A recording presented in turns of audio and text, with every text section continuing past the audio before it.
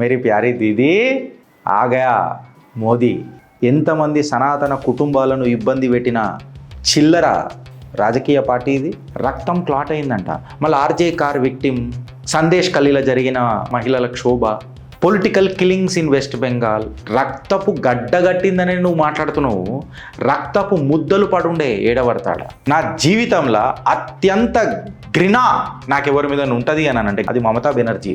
ఈట్కా జవాబ్ పత్తర్సే అని అంటారు కదా ఫ్రెండ్. దీదీకి సుక్కలు చూపిస్తుంది. శువెందు అధికారి ఎప్పుడైతే చీఫ్ మినిస్టర్ అయిండో 48 సంవత్సరాల తర్వాత వెస్ట్ బెంగాల్లో ఫస్ట్ టైం ప్రతి ఒక్క ముస్లిము ఈద్ నాడు ఇంట్లోనే నమాజ్ చదువుకున్నారు. ఎవ్వడు కూడా రోడ్లు జామ్ చేయలే. రేపు ఎలక్షన్స్ అయిపోయిన తర్వాత, రక్షక బలగాలు వెళ్ళిపోయిన తర్వాత మోదీ ఏం బీక్తాడు, అమిత్ షా ఏం బీక్తాడు, భారతీయ జనతా పార్టీ లీడర్లు ఏం బీక్తారు అని అన్నారు. లే పరిచయ్ యూనియన్ ఆఫ్ ఇండియా, మేరా భారత్ మహాన్, किसके किसके जिगर में अभी दम है वहां पे नौटंकी करने का. मेरा नाम है अमित शाह. ఇదైతే నిన్న కడుపు పట్టుకొని నవ్వినా నేను. దీదీ మేరీ ప్యారీ దీదీ ఆగా మోదీ. ఇలా భాంజానో ఎవడో ఉన్నాడు కదా వీడు అభిషేక్ బెనర్జీ. వీడు ఒక దగ్గరికి పోయిండు. ఆ పోయినోడు నార్మల్గా పోతాడు కానీ నేను నార్మల్గా అచ్చా సరే బైక్ మీద పోయి హెల్మెట్ పెట్టుకొని పోయిండు అని అంటే కూడా నేను క్రికెట్ హెల్మెట్ వీడికి ఎట్లా దొరికిందిరా పోయి నాకు అర్థం కాదు. క్రికెట్ హెల్మెట్ అసలు అంటే ఇది మళ్ళా అంటే నాకు వచ్చిన డౌట్లు అడుగుతున్నాను నేను అంతే. ఇంకా దాని తర్వాత జరిగే వీడియో చూడు రిజరా.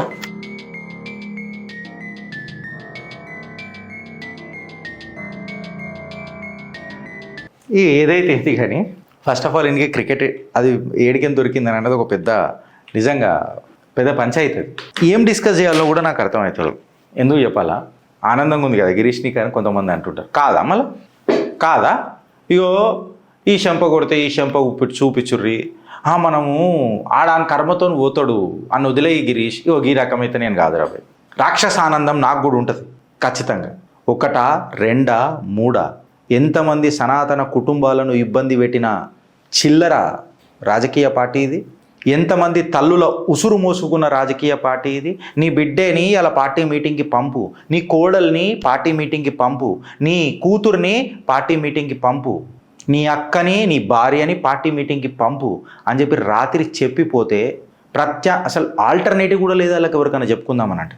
ఇట్లాంటి పరిస్థితులల్లో వెస్ట్ బెంగాల్లో ఇవాళ అసలైన సిసలైన ఆజాదీ కనిపించింది స్వతంత్రం వచ్చిన తర్వాత. కులేయాం మాట్లాడుతున్నారు అంటారు కదా, కర్మ రిటర్న్స్ అని చెప్పి మాట్లాడతారు కదా. భజన పరులకు ఏ రకంగా ఉంటుందో నాకు తెలియదు కానీ భారతీయుడు ఎప్పుడైతే గట్టిగా పిడికిలి బిగించి తలుసుకున్నాడు చూడు, ఆ తలుసుకున్న తరుణంలోనే మొదలైంది చూడు ఆ తపస్సు. ఈశ్వర ఇచ్చా అని అంటాం కదా. ఇగో నిలువెత్తు నిదర్శనం. ఈడేమని అన్నాడు వెనకటికి. ఇంకా దీని తర్వాత ఇలా ఎవరు ఇగో ఏమొచ్చింది ఏడున్నది దీదీ. ఓ దీదీ ఏం పెట్టుకున్నారు, పేపర్ పట్టుకున్నారా మైకు. ఈ దీది వచ్చింది. దీది వచ్చి ఇంటెన్సివ్ కేర్ యూనిట్లకు ఆయనను ఎందుకు షిఫ్ట్ చేసి రాడికేని అని చెప్పి మాట్లాడుతుంది దీది. ఎందుకంటే రక్తం క్లాట్ అయిందంట. మళ్ళీ ఆర్జే కార్ విక్టిమ్, సందేశ్ ఖలీల జరిగిన క్షోభ, మహిళల క్షోభ, political killings in west Bengal. ఎన్ని రక్తపు గడ్డగట్టిందని నువ్వు మాట్లాడుతున్నావు. రక్తపు ముద్దలు పడుండే ఏడబడతాడా. దాని మీద ఏం మాట్లాడుతావు దీది మళ్ళా. మేమందరికీ నేను ఎట్లా ఉద్యోగాలు ఇచ్చినా ఏమిచ్చినా అని చెప్పి కులేయం దమ్కి కనబడుతున్నది మమతా బెనర్జీ తరఫున. సిగ్గు శరం ఏమన్నా జూన్ 2కి అంటే రోడ్ల మీదకి వస్తుందట. నీ జిందగీ రోడ్డుకి జిందగీ, ఇంకా రోడ్డు మీదకి వచ్చుడైంది. నా జీవితంలో అత్యంత ఘృణ నాకెవరి మీద ఉంటుంది అని అంటే ఘృణ అంటారు కదా, ద్వేషం కూడా కదా ఘృణ, అది మమతా బెనర్జీ. నువ్వు నా సనాతన ధర్మాన్ని గంధాధర్మం అని చెప్పి మాట్లాడుతావు. జై శ్రీరామ్ అని అంటే నీకు అసురులకు బాగా మంటలేస్తుంది. కానీ ఈట్కా జవాబ్ పత్తర్సే అని అంటారు కదా ఫ్రెండ్స్. ఈట్కా జవాబ్ పత్తర్సే. ఇవాళ భారతీయ జనతా పార్టీ సర్కార్ మన దీదీకి సుక్కలు చూపిస్తుంది. సుక్కలు ఎందుకు చూపిస్తున్నారు అని చెప్పి మాట్లాడితే ఇలా నేను మాట్లాడాల్సిన అవసరం లేదు. వెస్ట్ బెంగాల్లో ఏం జరుగుతున్నది అని చెప్పని నిలువెత్తు నిదర్శనం అక్కడ జరుగుతున్న సంఘటనలే అని అనుకోవచ్చు. ఎట్లా గిరీష్ అని చెప్పి మనం మాట్లాడితే, శువెందు అధికారి ఎప్పుడైతే చీఫ్ మినిస్టర్ అయిండో, శువెందు అధికారి చీఫ్ మినిస్టర్ అయిన తర్వాత 48 సంవత్సరాల తర్వాత వెస్ట్ బెంగాల్లో ఫస్ట్ టైం ప్రతి ఒక్క ముస్లిము ఈద్ నాడు ఇంట్లోనే నమాజ్ చదువుకున్నాడు. ఎవ్వడు కూడా రోడ్లు జామ్ చేయలే. ఆ ముస్లింలకు కూడా అందరికీ మనం సపోర్ట్లు కొట్టాలి కదా. నేను ఏమంటా అంటే చట్టబద్ధంగా ఉందాం దేశంలో. నీ ఇంటికి నా ఇల్లు ఎంత దూరమో నా ఇంటికి నీళ్లు కూడా గంతే దూరం. చట్టం అందరికీ ఈక్వలే. నేను రోడ్డు మీద పంచాయతీ చేస్తా, అది కూడా ప్రతిసారి చేస్తా, రోడ్లు బ్లాక్ చేస్తానంటే ఇవాళ 48 సంవత్సరాల తర్వాత ఏమి కోరకకున్నా వాళ్ళంతలో వాళ్ళే ఇంట్లల్లో నమాజ్ చేసుకున్నారు అని అంటే మంచి పరిణామం, శుభ పరిణామమా కాదా? ఇవాళ రెడ్ రోడ్ కోల్కతా 2025లో తీసుకుంటే మీకు క్లియర్ కట్గా జనాలు కనిపిస్తారు. జనాలు రోడ్డు మీదకి వచ్చి నమాజ్ చదువుతున్న తరుణం మీకు క్లియర్ కట్గా కనిపిస్తుంది. అదే రెడ్ రోడ్లా కోల్కతాలో 2026 నాడు మీరు చూడుండ్రి, కంప్లీట్గా ఎక్కడ కూడా మీకు ఎవ్వరు కూడా నమాజులు చేసినట్టు కనిపిస్తలేరు. ఈడికి ఆగిపోయింది అని అంటే ఈడికి ఆగలే, ఇంకా రసవత్తరంగా ఉంటుంది కథనం. చూడుండ్రి, ఫస్ట్ టైం ఎవర్ సిన్స్ 1978 తర్వాత రోడ్ల మీద నమాజ్ చదువుడు బంద్ చేసిర్రు వెస్ట్ బెంగాల్లా అని ట్వీట్లు కూడా కొట్టిర్రు చాలామంది. మీకు మొత్తం ఫోటోలు కూడా చూసిర్రు. మొత్తం ఒక ఖాళీ గ్రౌండ్లలో పోయి నమాజ్లు చదువుకున్నారు. ఇది శుభ పరిణామం.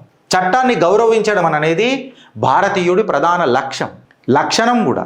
కోల్కతా వెస్ట్ బెంగాల్ నమాజ్ prayers are not being held at Red Road. BJP MLA Mukherjee ఏమన్నాడంటే ముస్లిం బ్రదర్స్ అండ్ సిస్టర్స్ ఈద్ని హ్యాపీగా సెలబ్రేట్ చేసుకుంటున్నారు. వాళ్ళు ఇలా లా అండ్ ఆర్డర్ రూల్స్ అర్థం చేసుకున్నారు. అందరూ రూల్స్ ఫాలో అయితే ఎవరికి ప్రాబ్లం కాదు కదా. అందరూ రూల్స్ ఫాలో అయితే పీస్ఫుల్గా వాళ్ళ ఇంట్లలో ఉండొచ్చు కదా. వెనకటికి మన మాతృమూర్తులు అందరూ ఇండ్లలోనే నమాజ్ చదువుతుండే. కొడుకులు అలా మగ పురుషులు బయటకు వచ్చి నమాజ్ బయట అంటే మస్జిద్ బయట నమాజ్ చదువుతుండే. Now the entire family is offering నమాజ్ together at home, which is very good and we congratulate for them. Yes, we congratulate them. ఇవాళ ఫుట్పాత్లు క్లియర్ ఉన్నాయి. హిందువులు కూడా ఫ్రీగా మూవ్ అవుతున్నారు, ముస్లింలు కూడా ఫ్రీగా మూవ్ అవుతున్నారు, సిక్కులు కూడా మూవ్గా ఫ్రీ అవుతున్నారు. ఎవరికి కూడా ఏ డిఫికల్టీ ఏది కూడా ఫేస్ అవుతలేదు అని చెప్పారు. ఎక్కడెక్కడైతే రద్దీగా ఉండనో, మస్జిద్లు బాగా ఫిల్ అయిపోయినాయో అక్కడక్కడ బ్యారికేడ్లు పెట్టుకొని ఫుట్పాత్ల మీద చేసిరు, కానీ రోడ్లు మాత్రం జామ్ కాలే. ఒక్క మీ ఓటు, మీ సరైన ఓటు, ఇన్ఫ్యాక్ట్ చెప్పాలనంటే సరైన లీడర్ అన్న సువేందు అధికారి. ఒక సరైన లీడర్ ఒక రాష్ట్రానికి దొరికితే, అమ్ముడు ఓని లీడరు రాష్ట్రానికి దొరికితే, ఆ డబుల్ ఇంజన్ సర్కార్ వస్తే ఏ రకంగా ఉంటుంది అనేది ఇది నిలవెత్తు నిదర్శనమా కాదా? ఇలా మీకు చెప్తున్నా. అక్కడ ఆ నలుగురు ఎవరు లేరు. ఆడ ఎవరున్నా మన నలుగురు అని అంటున్నారు, మనందరము అని ఒక తత్వం కనిపిస్తున్నది. ఎందుకు అని చెప్పి మాట్లాడితే సోషల్ మీడియాలో బాగా సర్క్యులేట్ అవుతున్నది. ఇదేంటంటే 104 ముస్లిం MLAs one in 2026 assembly elections. But Bharatiya Janata party నుంచి ఒక్క ముస్లిం ఎమ్మెల్యేకి కూడా టికెట్ ఇవ్వలేదట భారతీయ జనతా పార్టీ. ఇవ్వాల్సిన అవసరం కూడా ఎందుకున్నది అని చెప్పి మాట్లాడుతున్నారు. ఎప్పుడైతే వాళ్ళు డైరెక్ట్గా కులయాం మాట్లాడుతున్నారో, జై శ్రీరామ్ అనే స్లోగన్నే మాట్లాడుతున్నారు, డైరెక్ట్గా మాట్లాడుతున్నారు. ఇండైరెక్ట్గా చెప్పడం ఏమున్నది, డైరెక్ట్గా చెప్తున్నారు. అయోధ్య రామ మందిరం కూడా మనం ఎలక్షన్స్ల టైంలలో చూసినాం మనమంతా. అయితే నేను ఒక విషయం చెప్పదలుచుకున్నా. వెస్ట్ బెంగాల్ టీఎంసీ కార్యకర్తలకు, టీఎంసీ నాయకత్వానికి, తద్వారా యావత్ భారతావానికి కూడా ఒక మెసేజ్, ఎస్పెషల్లీ తెలంగాణ బీజేపీకి. ఒక చాణక్యుడు కలగన్నాడు. ఏమని తెలుసా? మేరా నామ్ అమిత్ షా హై और मैं देश का गृह मंत्री हूँ और मैं ये दावा देता हूँ और मेरा ये दायित्व है कि मैं यहीं बैठूंगा और देखूंगा, నేను ఎక్కడ పోను, ఈయన్నే ఉంటా అని ఎవడెవడైతే ఇవాళ ఛాలెంజ్ చేసిండు చూడు వెస్ట్ బెంగాల్లో, వాళ్ళందరికీ వీడియో అంకితం.